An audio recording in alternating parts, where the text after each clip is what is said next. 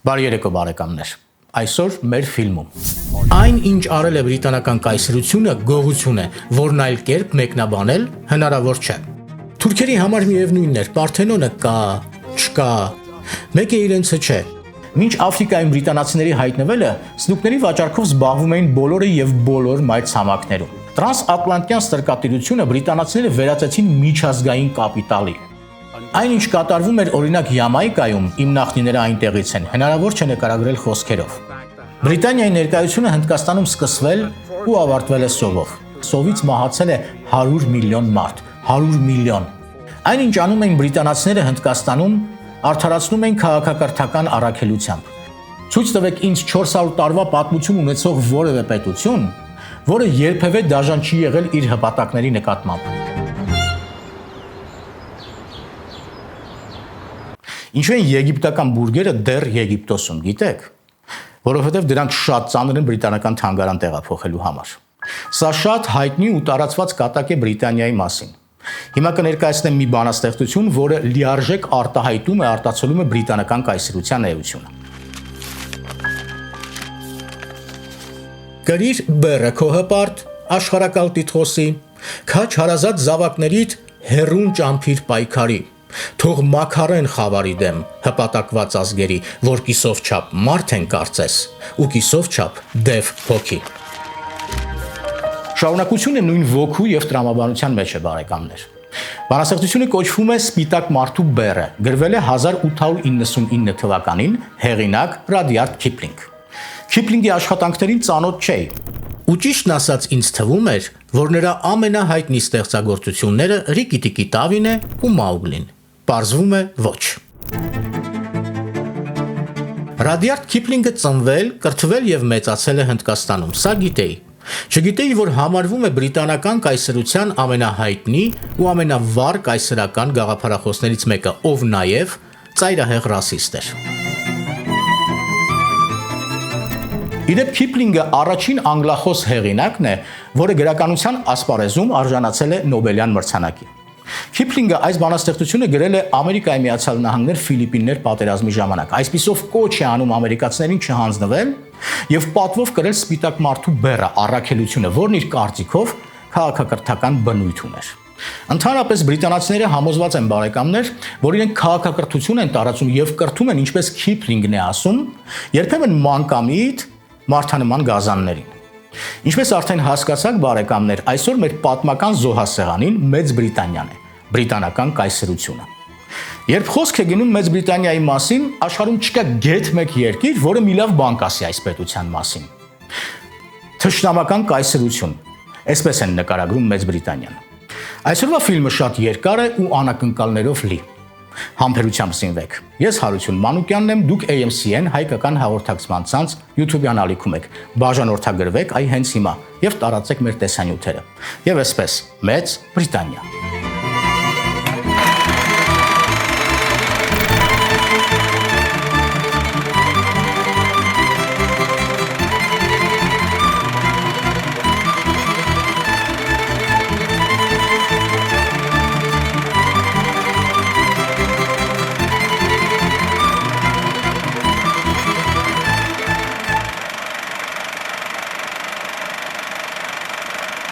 Քսաներորդ դարի սկզբին բրիտանական կայսրությունն իր հզորության գագաթնակետին էր։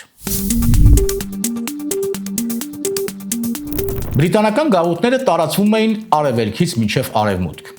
Բրիտանական կայսրությունը զբաղեցրել է երկրի ցամաքային տարածքի 1/4 մասը։ Ունեցել է գաղութներ բոլոր մայրցամաքներում, որի կառավարման տակ է եղել ավելի քան 450 միլիոն մարդ։ Այդ ժամանակվա աշխարհի բնակչության 1/4-ը, եւ բրիտանական ֆունտ ստերլինգը եղել է աշխարհի հիմնական արտարժույթը։ Իսկ ինչպես էր աշխարհից կտրված կղզին, որը չունի ոչ մի բնական պաշարներ, որտեղ բնակլիմայական պայմանները անբարենպաստ են ապրելու համար, հասել աշխարհակալ դիրքի, ինչպես եւ ինչի հաշվին։ Սա է գլխավոր հարցը։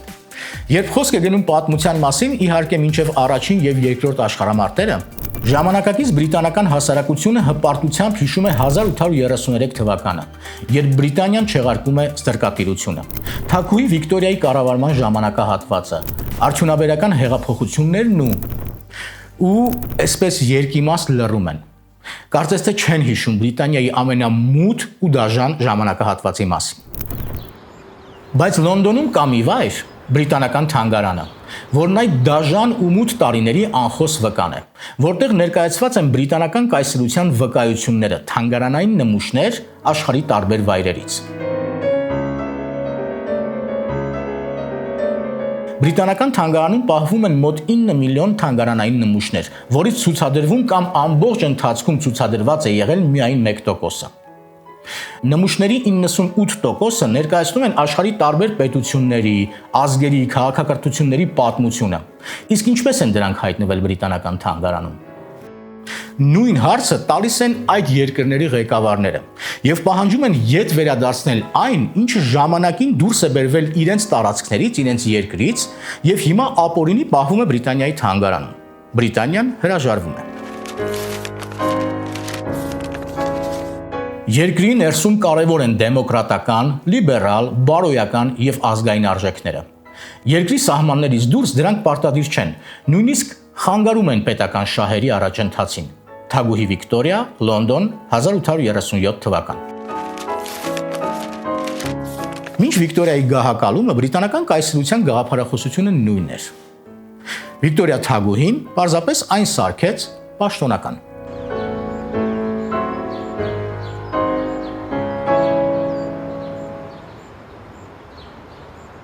19-րդ դարի սկզբին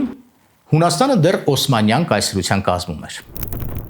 1800 թվականին Կոստանդնուպոլսում Բրիտանիայի դեսպան է նշանակվում ազգությամբ շոտլանդացի Թոմաս Բրյուսը, Լորդ Էլգինը։ Էլգինը շատ լավ հարաբերությունների մեջ էր Սուլթան Սելիմ III-ի հետ եւ մի պահի պայմանավորվում եւ իրավունք է ստանում տեղափոխել կայսրության տարածքում գտնվող միջնադարյան շինությունների ու տաճարների քանդված բեկորներն ու քանդակները։ 1802 թվականին Լորդ Էլգինը սկսում է Աթենքից Լոնդոն տեղափոխել Ակրոպոլիսի Պարթենոնի տաճարի քանդակները։ Ինչու են Օսմանյան կայսրության իշխանությունները թույլ տալիս Էլգինին տեղափոխել կայսրության մշակութային արժեքները, պարզ էր եւ այն ժամանակ, պարզ է եւ հիմա։ Խոսքը հզոր կայսրության ներկայացուցչի մասին է, դեսպանի, որին պետք է հարգել ու սիրաշահել։ Թուրքերի համար միևնույնն էր, Պարթենոնը կա, չկա, մեկը իրենցը չէ։ Ու եթե կարելի է հարաբերություններ լավացնել Բրիտանիայի հետ նվիրաբերելով նրանց ուրիշ ազգերի մշակութային ժառանգություն, ինչու ոչ, ինչն է խանգարում։ Սկզբում օսմանները վերածել էին Պարթենոնի տաճարը մզկիթի։ Հետո Վենետիկյան հանրապետության հետ պատերազմի ընթացքում այն ծառայում էր որպես զինապահեստ, որը հերթական ճակատամարտի ժամանակ Վենետիկյան կայսերական բանակի կողմից ենթարկվել էր գրոհի, պայթեցվել եւ քանդվել էր։ Բեկորները քանդում եւ տեղափոխում, թող տեղափոխի, ասում էին թուրքերը, բայց Էլգինը քանդում եւ Բրիտանիայի տեղափոխում հունական քաղաքակրթության ամենակարևոր բաներից մեկը։ Պարթենոնի տաճարի ճակատային մասի որմնաքանդակները, մարմարները, որոնք խորհրդանշում են հունական քաղաքակրթությունը։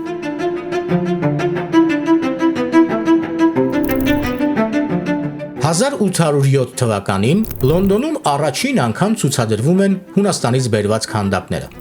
Բրիտանական հասարակությունը ցնծության մեջ էր, մինչդեռ իշխանությունները տարակուսանքի։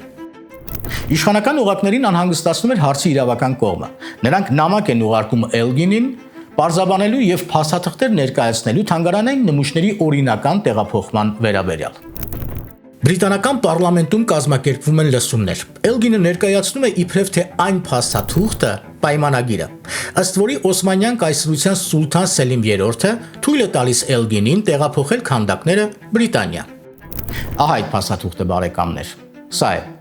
Չկա ոչ սուլթանի ստորագրությունը եւ ոչ մի խոսք այն մասին, որ կարելի է որևէ իր տեղափոխել մեկ այլ երկիր։ Փոխարենը հստակ նշված է, որ Էլգինին թույլատրվում է տեղափոխել, տեղաշարժել միջնադարյան շինությունների բեկորները կամ քանդակները մի տեղից մեկ այլ տեղ, բայց միայն հուշարձանի տարածքում։ Փաստաթուղթը իտալերեն լեզվով է, հետո այն թարգմանվել է անգլերեն, բայց ինչ է տեղի ունեցել, վերցրել են պարլամենտում, նայել են, ասել են, այո, հեսա, հստակ գրված է այստեղ, որ թույլատրվում է Էլգինին իրերը բեկորները տեղափոխել։ Սա էլ Էլգինը ինքը շատ հարգված մարդ է, բնական է սուտ չի խոսում, սա էլ ապացույց է։ Հարցը փակում եմ։ Ջորջ Բայրոնը հետագայում կգրի. Էլգինը ամենալկտի գողն է, որին կարող էր ծնել Բրիտանիան։ 1830 թվականին գրեթե 10 տարի տևած պատերազմից հետո Հունաստանը վերջապես անկախություն է ձեռք բերում։ Եվ այդ օրվանից մինչև հիմա արդեն մոտ 200 տարի պայքարում է Պարթենոնի մարմարները եւ քանդակները վերադարձնելու համար։ Այդ 200 տարիների ընթացքում ձևավորվել եւ լուծարվել են բազմաթիվ աշխատանքային խմբեր, հանձնաժողովներ, ընդունվել են մի քանի տասնյակ որոշումներ, հրապարակվել են փաստաթղթեր։ Հենց հիմա այս հարցը մնում է Հունաստանի իշխանությունների առաջնային օրակարգերից մեկը։ Ընթանում են բանակցություններ։ Բրիտանիան չի հրաժարվում ետ վերադարձնել Հունաստանին պատկանող թանգարանային նմուշները։ Ամեն անգամ խոստանում է վերջնական որոշում կայացնել, բայց Պարթենոնի մարմարները շարունակում են մնալ բրիտանական թանգարանում։ Հունաստանի ներկայիս վարչապետ Կիրիակոս Միցոտակիսը չի կաշկանդվում քննադատել Բրիտանիայի քաղաքականությունը։ Դա նույնն է, որ օրինակ Մոննա Լիզան մեջտեղից կտրեն եւ մի կեսը մնա Լուվրում, իսկ մյուսը բրիտանական թանգարանում։ Այն, ինչ արել է բրիտանական կայսրությունը, գողություն է, որն այլ կերպ մեկնաբանել հնարավոր չէ։ 2023 թվականի նոյեմբերի 29-ին Հունաստանի վարչապետ Կիրիակոս Միցոտակիսը պաշտոնական այցով ժամանում է Լոնդոն։ Մեծ Բրիտանիայի այդ ժամանակվա վարչապետ Ռիշի Սունակին հանդիպումից մի քանի րոպե առաջ զեկուցում են, որ Միցոտակիսը ուզում է քննարկել նաև Պարթենոնի մարմարների հարցը։ Ռիշի Սունակը պարզապես չեղարկում է հանդիպումը։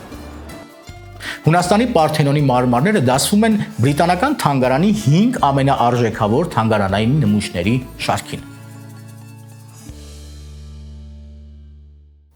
Սակայն բրիտանական կայսրության պատմության մեջ Հունաստանը իհարկե եզակի դեպք չէ։ Բրիտանական թանգարանում պահվում է Անահիտ Աստվածուհու գլուխը, որը հայտնաբերվել է 1872 թվականին Արևմտյան Հայաստանի տարածքում։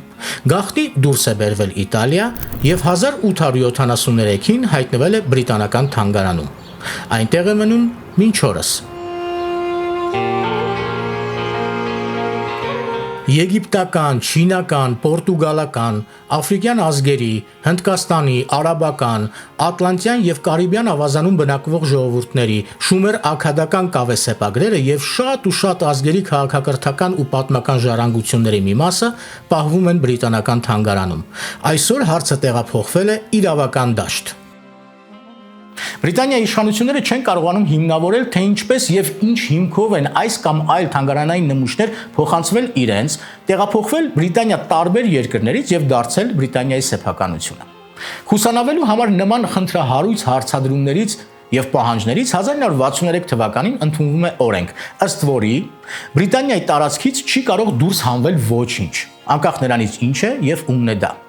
Հիմա երբ խոսք է գնում թանգարանային նմուշները վերադարձնելու մասին, Բրիտանիայի իշխանությունները հղում են անում այդ օրենքի վրա եւ ասում են մենք դեմ չենք, օրենքը թույլ չի տալիս։ Ընդհանրապես, երբ ասում ենք բրիտանական կայսրություն, Անգլիա, Մեծ Բրիտանիա, Բրիտանիայի թագավորություն, պետք է հասկանանք, որ պատմական ժամանակի մեջ այդ երեքը մեկը մյուսից տարբեր բաներ են։ Կայսրական առաջին բողբոջները ծաղկում են 1169 թվականին, երբ Անգլիան ներխուժում է Իռլանդիա։ Իսկ իրական կայսրական նկրտումները ի հայտ են գալիս 1346-ին։ Անգլիական զորքերը հանգրվանում են Նորմանդիայի, ժամանակակից Ֆրանսիայի եւ Բելգիայի ափերին։ Բրիտանիայի թագավորություն հռչակվում է քիչ ավելի ուշ, 1707 թվականին, երբ Շոտլանդիան եւ Անգլիան միավորվում են մեկ թագի տակ՝ Միացյալ Թագավորություն, United Kingdom։ Մեկ դարից ավել տևած պատերազմից հետո 1453 թվականին Անգլիան Ֆրանսիային պարտվում է 100-ամյա պատերազմը եւ կորցնում է Ֆրանսիայի թագն իրեն ենթարկեցնելու հնարավորությունը, ինչի մասին այդքան երկար ժամանակ երազում էր։ Պարտված Անգլիան փնտրում է նոր լուծումներ, նոր զարգացման ուղիներ։ Ու այստեղ օգնության է հասնում ահա այս մարդը, Քրիստոֆոր Կոլումբոսը, որը ոչ մի կապ չուներ Անգլիայի հետ, ով 1492 թվականին հայտնաբերել էր Ամերիկան։ Այս կետից բարեկամներ սկսվում է Հյուսիսային Ամերիկայի գաղութացման process-ը, որը կտևի մինչև 1776 թվականը, երբ բրիտանական 13 գաղութներ կհռչակեն Բրիտանիայից անկախանալու մասին։ Այս ժամանակահատվածի մասին մանրամասն կպատմեմ, երբ հերթը կհասնի Ամերիկայի Միացյալ Նահանգներին, քանի որ այն վերաբերվում է եւ բրիտանական կայսրությանը, եւ Ամերիկայի Միացյալ Նահանգների ստեղծմանը, բայց մի իրողություն չեմ կարող շրջանցել։ Եթե բրիտանական կայսրության մարգարիտը համարվում է Հնդկաստանը, որի մասին դեռ կխոսեմ, ապա տնտեսական վերելքի եւ աշխարհակալ տերություն դառնալու կարևոր հատվածը ստրկատիրությունն է, որը սկսում է բուրըն զարգանալ Ամերիկայի հայտնաբերումից եւ այդ մայրցամաքում Բրիտանիայի ներկայությունից հետո։ 1619 թվականի օգոստոսի 20-ին տեղի է ունենում այն ժամանակ ոչնչով չառանձնացող մի բան։ Հյուսիսային Ամերիկայի ափ է հանգրվանում մի նավ, որի բեռը ապրանքը մարդիկ էին։ Առաջին անգամ Աֆրիկայից Ամերիկային տեղափոխվում աֆրիկացի ստրուկներ։ Իրողություն, որը մինչ օրս սև կնիքով դաջված է Ամերիկայի Միացյալ Նահանգների եւ Բրիտանիայի պատմության էջերին։ Այն ժամանակ ստրկատիրությունը միջազգային սոցիալական ինստիտուտ էր։ Մինչ Աֆրիկայում բրիտանացիների հայտնվելը ստրուկների վաճառքով զբաղվում էին բոլորը եւ բոլոր մայրցամաքներում։ Աֆրիկյան տարբեր ցեղեր պատերազմում էին եւ գերիներին հաղթող կողմը տնօրինում էր իր հայեցողությամբ, այդ թվում նաեւ վաճառում էր արաբներին։ Սկզբում հռոմեացիներին իհարկե, հետո արդեն արաբներին, այնպես որ այս հարցում բրիտանացիների մասնակցությունը ամենևին էլ անբնական չէր։ Այստեղ պետք է փոքրիկ ուղում անեմ։ Տրանսատլանտյան ստրկավաճառության զարգացման process-ում բրիտանացիները ստեղծում են աննախադեպ մի համակարգ, որի նմանը դեռ չէր եղել։ Ես այստեղ լռեմ, թող խոսեն մասնագետները, բարեկամներ։ Գրեթե բոլոր 5 քաղաքակրթություններում ստրկատիրությունը այլ տրամաբանություն ուներ։ Մարդիկ, որոնք գերեվարվել եւ վերածվել են ստրուկների, այդ ստրուկները դառնում էին կամ ծառաներ, կամ նրանց ուղարկում էին ծառայության հետագայում պատերազմ ուղարկելու նպատակով։ Տրանսատլանտյան ստրկատիրությունը բրիտանացիները վերածեցին միջազգային կապիտալի։ Աֆրիկացի ստրուկները այլևս դիտարկում էին ոչ միայն որպես աշխատուժ կամ զինվոր, այլև որպես կապիտալ։ Նրանց կարելի էր վերածել ֆինանսական ակտիվի կամ օգտագործել որպես ներդրում այս կամ այլ բիզնեսի համար։ Սա կրկնում եմ, աննախադեպ երևույթ էր։ Այնինչ կատարվում էր օրինակ Յամայկայում, իմ նախնիները այնտեղից են, հնարավոր չէ նկարագրել խոսքերով։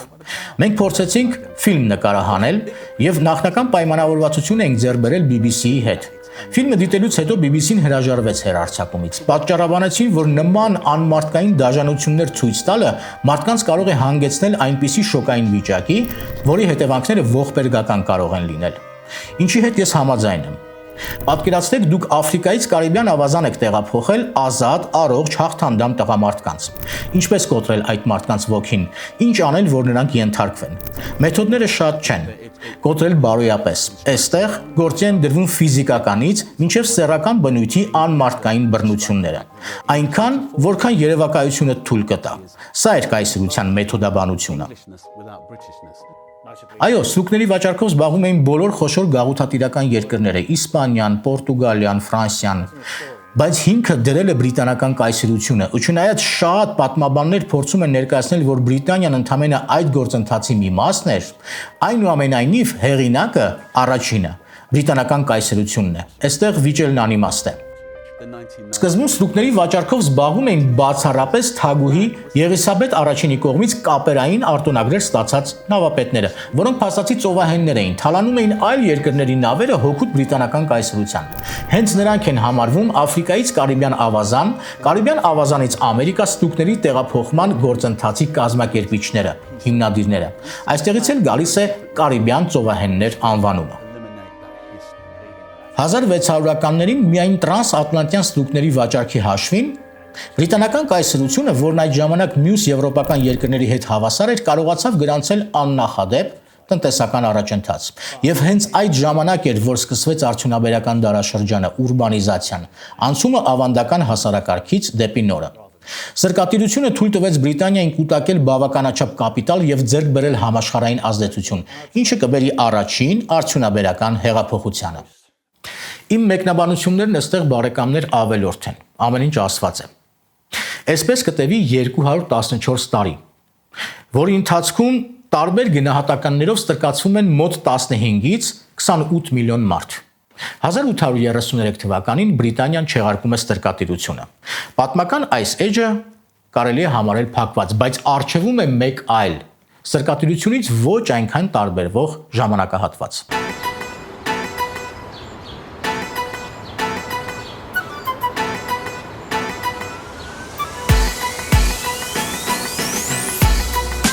Այս 3 հարկանի շենքը համարվում է Մեծ Բրիտանիայի այսօրվա գործող պետական համակարգի բարեփոխումների կենտրոնը։ Գրագիրների տուն, այսպես են անվանում բրիտանացիները։ Շենքը Հնդկաստանի Կալկաթա քաղաքում է։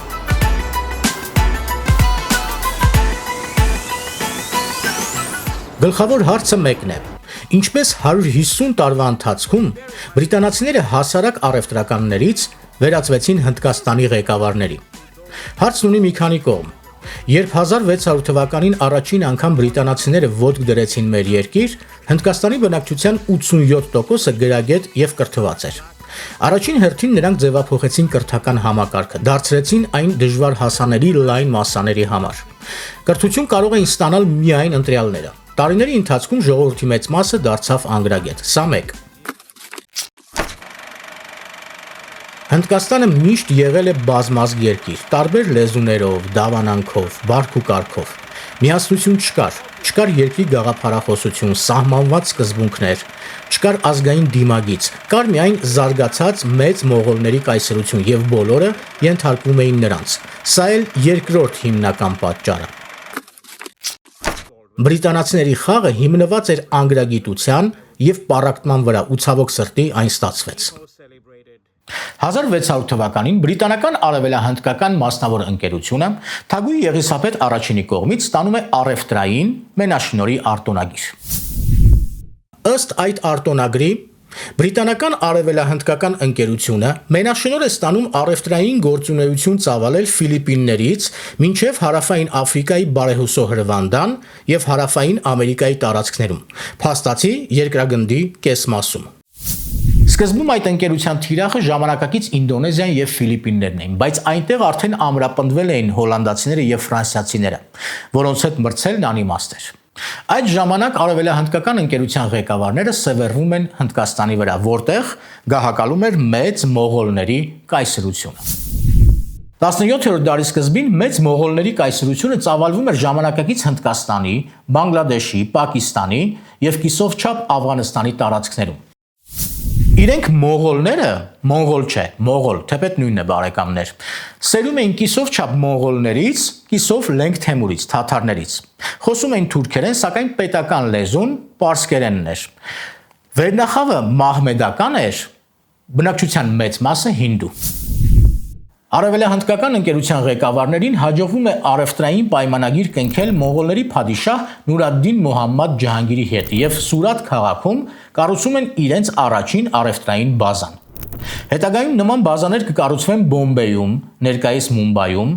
Մադրասում, ներկայիս Չենայ քաղաքում եւ Կալկաթայում, որոնք կդառնան Հնդկաստանի գրավման հիմնական հենասյուները։ Դա երևի գրավում էլ չի կարելի անվանել, քանի որ չի եղել ոչ պատերազմ, ոչ ճակատամարտ, որտեղ բրիտանացիները հաղթել են մողոլներին։ Չէ, երևի կարելի է ձևակերպել այսպես. հանգիստ, դանդաղ, միևնույն ժամանակ կոպիտ, դաժան ու շատ արդյունավետ ներխուժում, որը տևել է տասնամյակներ։ Երբ բրիտանացիները եկան, Հնդկաստանի ՀՆԱ-ն համաշխարհային առևտրաշրջանառության մեջ 34% էր։ Սա ահռելի չափաբաժին է։ Երբ նրանք գնացին, ՀՆԱ-ն կազմում էր ընդամենը 1.4%։ Այս փաստագրական տվյալները ներկայացնում են հենց իրենք, բրիտանացիները։ Եկան, քանդեցին, ավիրեցին, բարոյալքեցին ու գնացին։ Շատ նրբանկատ է ասել գնացին, ստիպված գնացին։ Ժամանակի ընթացքում առևտրի հետ միասին ավելանում եւ ամրապնդվում է բրիտանացիների ռազմական ներկայությունը, բանակը, որի հրամանատարները բրիտանացի էին, մնացածը սիփայներ, վարձկաններ տեղի բնակչությունից։ Կամաց բրիտանացիները սկսում են ղեկավարել Հնդկաստանը, քաղաքական որոշումներ են կայացնում, արտաքին քաղաքական ուղի են ընտրում, կարևորագույն պաշտոններին նշանակվում են բրիտանացիներ, օգնելու եւ խորհուրդ տալու նպատակով իհարկե։ Հնդկաստանի բանակը արդեն ուղիղ ղեկավարվում է բրիտանացի հրամանատարների կողմից։ Մոնղոլ ղեկավարները զրկվում են իշխանությունից եւ ազդեցությունից։ Երկրի ներսում կարևոր են դեմոկրատական, լիբերալ, բարոյական եւ ազգային արժեքները։ Երկրի սահմաններից դուրս դրանք պարտադիր չեն, նույնիսկ խանգարում են պետական շահերի առաջընթացին։ Հիշում եք, չէ՞ բարեկամներ, Թագուհի Վիկտորիայի գաղափարական այս հենքը։ Հնդկաստանի գաղութացման ամենաթեժ ժամանակահատվածում Մեծ Բրիտանիայի թագուհին արդեն Վիկտորիան էր։ Հնդկաստանին զուգահեռ 1839 թվականին Վիկտորիայի թագադրումից 2 տարի անց սկսում են նաև այլ իրադարձություններ՝ ափիոնային պատերազմներ Չինաստանում, ինչի արդյունքում կկործանվի Ցին կայսրությունը։ Շատ կարևոր պատմական մի շրջան, որին այսօր բարեկամներ չեմ անդրադառնա, քանի որ արդեն կա պատրաստի ֆիլմ, հղումը կհայտնվի հիմա վերևում, իսկ շապիկը իմ աջ կողմում, կարող եք դիտել։ 1845 թվականին Հնդկաստանի ամբողջ տնտեսությունը եւ երկրի կառավարումը կախված էր բրիտանական արևելահնդկական ընկերությունից, անուղակի բրիտանական կայսրությունից։ Սկսվում են դժգոհություններ, ըմբոստություններ, ապստամբություններ։ 1857 թվականին հայտնի սիփայների ապստամբության ժամանակ բրիտանական բանակը ջախջախում է վերջին ըմբոստ սիփայներին։ Շահ Բահանդուրին աքսորում են Մյանմա, շահի կարմիր ամրոցը թալանում եւ քանդում են։ Փաստացի 1857 թվականին վերանում է 350 տարվա պատմություն ունեցող մեծ մողոլական կայսրությունը։ Հնդկաստանը ամբողջությամբ անցնում է բրիտանական կայսրության ենթակայության տակ։ Հնդկաստանը դառնում է գաղութ։ Սկսվում է Հնդկաստանի ծանրագույն ժամանակահատվածը, որը հիշում է որպես դաժանության, անմարդկային վերաբերմունքի եւ սովի դարաշրջան։ Բրիտանիայի ներկայությունը Հնդկաստանում սկսվել ու ավարտվել է սովով։ 1975 թվականից մինչև 1925 թվականը սովից մահացել է 100 միլիոն մարդ, 100 միլիոն։ Այդ տարիներին միայն Բենգալիայում սովամահ է եղել 3 միլիոն ազգաբնակչություն։ Այնինչ անում էին բրիտանացիները Հնդկաստանում, արդարացնում էին քաղաքակրթական առաքելությամբ։ Նրանք պնդում էին, որ իրենց իշխանությունը կրում է լիբերալ, նորարարական, պրոգրեսիվ բնույթ։ Շեշտադրում էին այն, որ բրիտանացիները Հնդկաստանի ժողովուրդներին սովորեցնում էին անգլերեն, ծանոթացնում էին արդյունավետ կառավարման մեթոդներին, կառուցում էին նոր քաղաքներ, երկաթգծեր, ջրամատակարարման համակարգեր, ստեղծում եւ կազմակերպում էին կրթական, փոստային, վարչահարական ոլորտների աշխատանքը։ Եվ խոստանում էին. երբ կիրագործենք ամբողջը, պետության կառավարումը կփոխանցենք ձեզ, կվերցնենք մեր իրերը եւ կհեռանանք։ Սակայն ինչպես հասկանում եք, իրականությունն այլ էր։ Եվ դա Թագուհի Վիկտորիայի կառավարման ժամանակահատվածն է, որի մասին հպարտությամբ հիշում են բրիտանացիները։ Բրիտանիայի իշխանությունները Հնդկաստանի կառավարումն իրականացնում էին արևելահնդկական մասնավոր ընկերության միջոցով։ Հնդկաստանում բոլոր պաշտոնները, նահանգապետները, բանակի բարձրաստիճան սպաները, անձնակազմը Հնդկաստանի ներսում ենթարկվում էին արևելահնդկական ընկերությանը։ Արևելահնդկական ընկերության գլխավոր գրասենյակը տեղակայված էր Կալկաթա քաղաքում։ Այս 3 հարկանի կարմիր շենքում, գրագիրների տանը, այստեղ են կայացվում բոլոր որոշումները։ Որպեսզի կառուցել անխափան աշխատող մեխանիզմ, ամեն ինչ եւ բոլորը պետք է դիտարկվեն այդ մեխանիզմի մի մասնիկ, միգուցե շատ կարևոր, բայց այնուամենայնիվ մասնիկ։ Այդ մեխանիզմը հնարավոր եղավ ստեղծել միայն այն պատճառով, որ գործի գլխին մասնավոր ընկերություն էր կանգնած։ Այլ պայմաններում նման բան անել հնարավոր չէր լինի։ Եթե օրինակ նույնը փորձեին իրագործել կառավարելով Բրիտանիայից, այն դանդաղ քաղաքական եւ պետական կառավարման տրամաբանությամբ ոչինչ չէր ստացվելու։ Ահա այստեղ հասկանալի է դառնում ինչու բրիտանացիները հաղթեցին։ Ինչպես նրանց հաջողվեց կառուցել գաղութատիրական այս համակարգը, որը գործում էր շատ արագ եւ աշխատում էր անխափան։ Համակարգ, որը բաղկացած էր մեծ ու փոքր աշխատակիցներից, բաժնի պատասխանատուներից, ղեկավարներից, որոշում կայացնողներից, որոնք օր ու գիշեր աշխատում էին, հարց ու խնդիրներ էին լուծում, ապահովելով մի հսկա մասնավոր ընկերության գործունեություն, որը սփռված էր հազարավոր կիլոմետրերի վրա եւ անդադար ընդլայնվում էր։ Ահա այս աշխատավոճը, նման աշխատանքի կազմակերպումը պարզվեց, որ ամենաարդյունավետն էր։ Ինչու՞։ Որովհետև կառավարումը մասնավորի ձեռքերում էր։ Շատ բարձ։ Բայց իշխանությունները չեն սիրում, չէ՞, որ պետության մեջ պետություն է ձևավորվում։ 19-րդ դարի վերջին արևելահնդկական ընկերությունը այնքան էր մեծացել, հզորացել, որ իրենից արդեն վտանգ էր ներկայացնում։ 1874 թվականին Բրիտանիայի իշխանությունները լուծարում են արևելահնդկական ընկերությունը եւ ստանձնում են Հնդկաստանի ուղիղ կառավարումը։ Եվ արևելահնդկական ընկերության աշխատանքի կազմակերպման այդ համակարգը, բյուրոկրատիան, որը չափազանց արդյունավետ էր, ներդնում են Բրիտանիայի պետական համակարգ։ որը հետագայում կբերի բազմաթիվ հաջողություններ եւ որը գործում է մինչ օրս, բայց Հնդկաստանը դրանից ոչինչ չի շահի, ավելին, իրավիճակը ավելի ու ավելի կբարթանա։ Ցույց տվեք ինձ 400 տարվա պատմություն ունեցող գեթ մեկ պետություն, որը երբևէ դաժան չի եղել իր հպատակների նկատմամբ։ Եկեք չմոռանանք, որ բրիտանական կայսրությունը գոյություն է ունեցել 1550-ից 1960 թվականներին 400 տարի։ Բրիտանական կայսրությունը տարբեր ժամանակներում շատ տարբեր է եղել, շատ տարբեր, նույնիսկ նույն ժամանակ, նույն տեղում։ Եղել է արդյոք դաժան, երբեմն չափից շատ դաժան իր հպատակների նկատմամբ։ Այո, եղել է, բայց այս հարթությունում բրիտանական կայսրությունը ոչնչով չի տարբերվում մեկ ուրիշ կայսրությունից։ Անպայման պետք է նշել նաև, որ հիմա Բրիտանիան եւ բրիտանական հասարակությունը ի համեմատ այլոց առաջընթաց է ապրել, դարձել է շատ ավելի լիբերալ, շատ ավելի մարդասեր ու մարդակենտրոն։ 1930 թվականին Մահատմա Գանդին իր գաղափարակիցների հետ միասին ոտքով Ահմադաբադ քաղաքից հասնում է ծովափնյա գյուղ Դանձի, որտեղ տեղակայված էր աղի արդյունահանման խոշոր բրիտանական ընկերություններից մեկը։ Այդ ժամանակ Հնդկաստանում գործում էր բրիտանական աղի օրենքը, որը արգելում էր տեղացիներին նույնիսկ մոտենալ աղի հանքերին։ Գանդին իր գաղափարակիցների հետ միասին մտնում է ծովը եւ ցուցադրաբար ձեռքով վերցնում է մեկ բուռ աղ, խախտելով բրիտանական օրենքը։ Գանդիի օրինակին հետևում են միլիոնավոր հնդիկներ։ Քաղաքական այդ ակցիան շատ արագ վերածվում է ժողովրդական շարժման եւ դառնում է Հնդկաստանի անկախության պայքարի կարևոր փուլերից մեկը։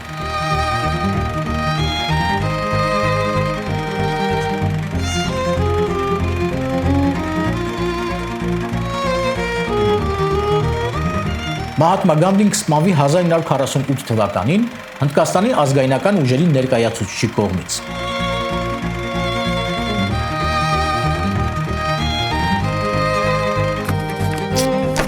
Հնդկաստանում մինչ օրս Գանդի եւ նրա քաղաքական գործունեության մասին կարծիքները կիսվում են եւ միանշանակ չեն։ Նրան մեղադրում են Հնդկաստանը երկու մասի բաժանելու գաղափարին չափից դուրս լոյալ լինելու մեջ։ Մեծ մասը որակում են Գանդիին որպես ժամանակակից լեզվով ասած այսպես ձախ քաղաքականության ներկայացուցիչ։ Մեղադրում են, որ հենց Գանդին դրեց Հնդկաստանը երկու մասի բաժանելու հիմքը։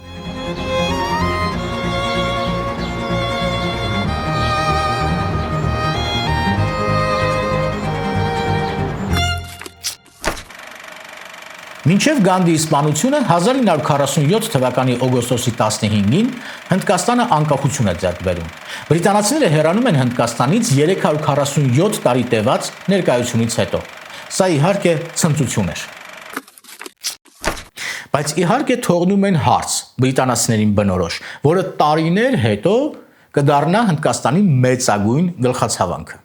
Երբ սկսվում են Հնդկաստանի անկախության վերաբերյալ բրիտանացիների հետ բանակցությունները, բանակցային սեղանին է դրվում Հնդկաստանում ապրող մուսուլմանների հարցը։ Հնդկաստանի մուսուլմանների առաջնորդ Մոհամմադ Ալի Ջինահը պահանջում է ստեղծել առանձին պետություն, պատճառաբանելով, որ նրանք չեն կարող ապրել մի երկրում, որտեղ բնակչության մեծ մասը այլ դավանանք ունի, որ ժամանակի ընթացքում մուսուլմանները ճնշվելու են։ Երկար բանակցություններից, բողոքի ցույցերից հետո Հնդկաստանի գեներալ նահանգապետ Լուի Մաունտբաթենը առաջարկում է Հնդկաստանը կիսել երկու մասի, երկու առանձին պետությունների։ Շատ չեն մտածում, իսկ իմ համոզմամբ լավ էլ երկար ու բարակ մտածում են եւ բաժանում են Հնդկաստանը երկու մասի։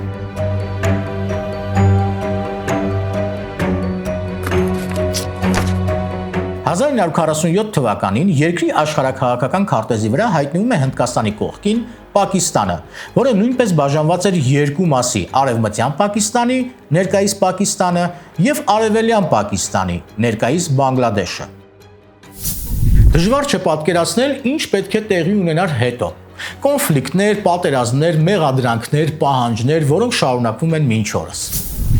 Հերթական պատերազմից հետո 1971 թվականին Արևելյան Պակիստանը բաժանվում է Արևմտյան Պակիստանից եւ հռչակվում է որպես առանձին անկախ պետական միավոր՝ Բանգլադեշ։ Քաշմիրի հատվածը մինչ օրս մնում է խնդրահարույց։ 1947 թվականին Հնդկաստանը գլխավորում է Ջավահարլալ Ներուն։ Հնդկաստանի ներկայիս վարչապետ Նարենդա Մոդին քննադատում է բոլոր ղեկավարներին։ Երբ Մոդին իշխանության եկավ, հայտարարեց, որ սկսած 1947 թվականից անկախ Հնդկաստանի իրական ջատագովը միայն ինքն է, որ իրենից առաջ բոլոր ղեկավարները եղել են կախյալ այս կամ այլ երկրներից եւ նրանց քաղաքական քմահաճույքներից։ Հիմա նոր Հնդկաստանը թևակողում է իրական անկախության դարաշրջան, հայտարարել էր Նարենդրա Մոդին։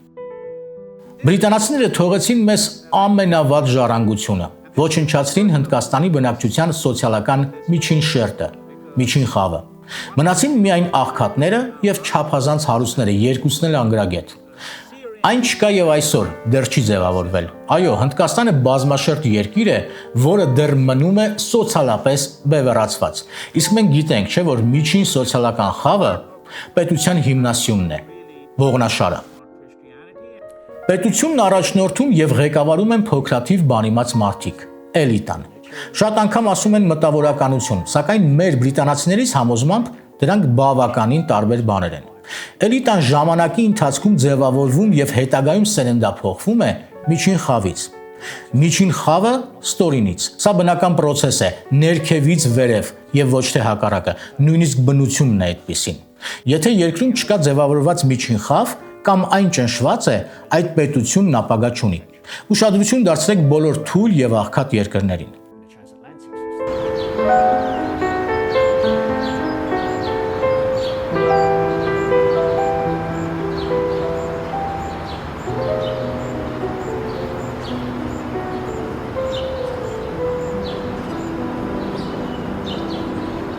«1950 թվականին բրիտանական կայսրությունն արդեն քայքայված էր։ Պատճառը առաջին եւ երկրորդ համաշխարհային պատերազմներն էին։ Երկրորդ համաշխարհային պատերազմի ավարտին Բրիտանիայի արտաքին պարտքը կազմում էր 3.5 միլիարդ ֆունտ ստերլինգ, որի գլխավոր շահառուն Ամերիկայի Միացյալ Նահանգներն էր։ Երկրորդ համաշխարհայինը անդառնալի կետ է հանդիսանում Բրիտանիայի համար։ Քանդված էին քաղաքներ, ոչնչացված էր նավատորմի 2/3-ը։ Բրիտանիան այլևս իզորու չէր պահել իր գաղութները, սկսվում է գաղութների անկախության գործընթացը։ Բրիտանական կայսրությունն իր վերջին գաղութից Հոնկոնգից հրաժարվում է 1997 թվականին։ Այսօր նախկին բրիտանական կայսրությունից մնացել է միայն ազգերի համագործակցություն կազմակերպությունը, որի գլխավոր գրասենյակը տեղակայված է Լոնդոնում, Բուքինգհեմյան պալատի կողքին։ Հիմնադրվել է 1949 թվականին։ Կազմակերպության անդամ է 56 երկիր, հիմնականում Բրիտանիայի նախկին գաղութ պետությունները։ Տարին մեկ անգամ տեղի է ունենում ազգերի համագործակցության կազմակերպության գագաթնաժողովը։ Կազմակերպության պատվավոր նախագահը Մեծ Բրիտանիայի թագավորն է, Կարլ III, ով չունի ոչ մի լիազորություն։ Հիմա Բրիտանիայի համար հեշտ ժամանակներ չեն։ Բազմաթիվ երկրներ ճնշում են գործադրում, իրավական հայցեր են ներկայացնում եւ պահանջում են վերադարձնել բրիտանական թանգարանում ապօրինի պահվող իրենց պատկանող թանգարանային նմուշները։ Բրիտանիան դեռ դիմադրում է, սակայն բոլորն էլ համոզված են, որ երկար չի տևի։ Մյուս կողմից Բրիտանիայի վրա ճնշում է իր իսկ պատմական անցյալը։ Կարիբյան ավազանի բրիտանական կայսրության նախկին բոլոր գաղութները պահանջ են ներկայացրել։ Բրիտանիան պաշտոնապես պետք է ներողություն խնդրի իրենցից, նաև պահանջում են ֆինանսական փոխհատուցում, ռեպարացիաներ։ 18 տրիլիոն ֆունտ ստերլինգ։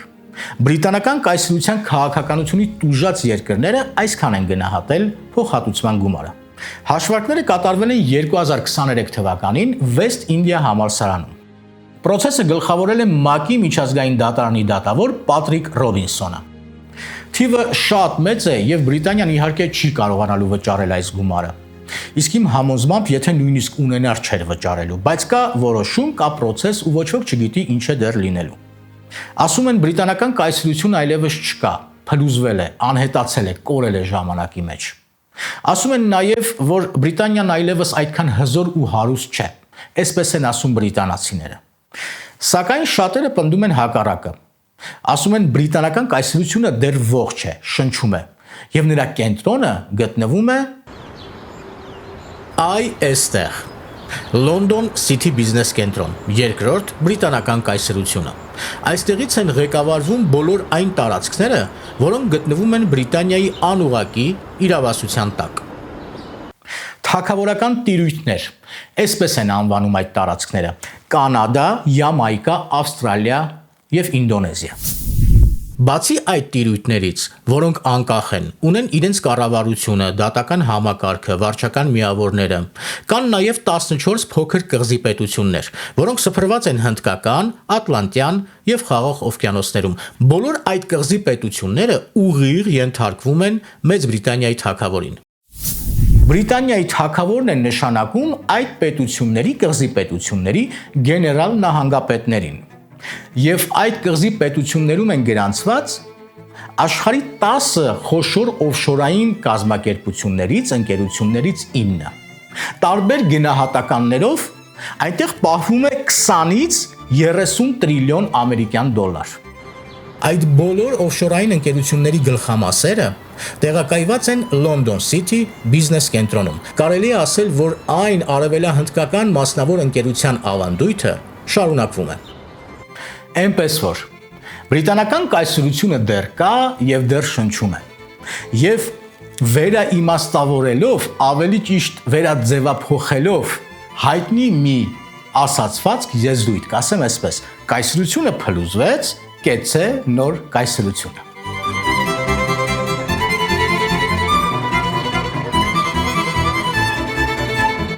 Այսօր բարեկամներ չանդրադարձա Իսրայելի հիմնադրմանը